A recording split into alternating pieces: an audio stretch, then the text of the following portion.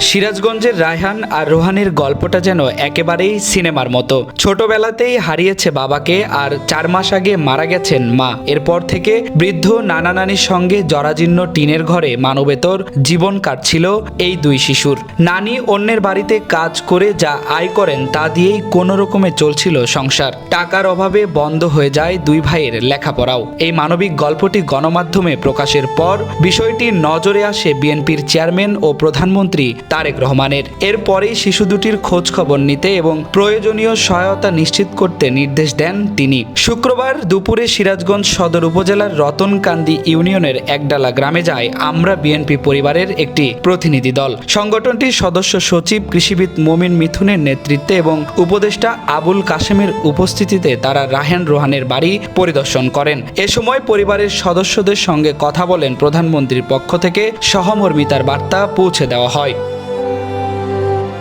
শুধু খোঁজ খবরেই থেমে থাকেনি সহায়তা। শিশু দুটির খাদ্য, চিকিৎসা, শিক্ষা এবং নিরাপদ আবাসনের দায়িত্ব নেওয়ার উদ্যোগও নেয় আমরা বিএনপি পরিবার। পাশাপাশি তাদের লেখাপড়ার জন্য এককালীন শিক্ষাবৃত্তির পাশাপাশি মাসিক শিক্ষাবৃত্তিও ঘোষণা করা হয়।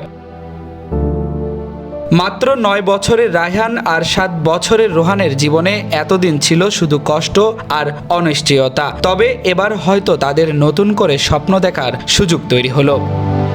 ফেরদৌস প্রামাণিক, দৈনিক ইত্তেফাক, ঢাকা।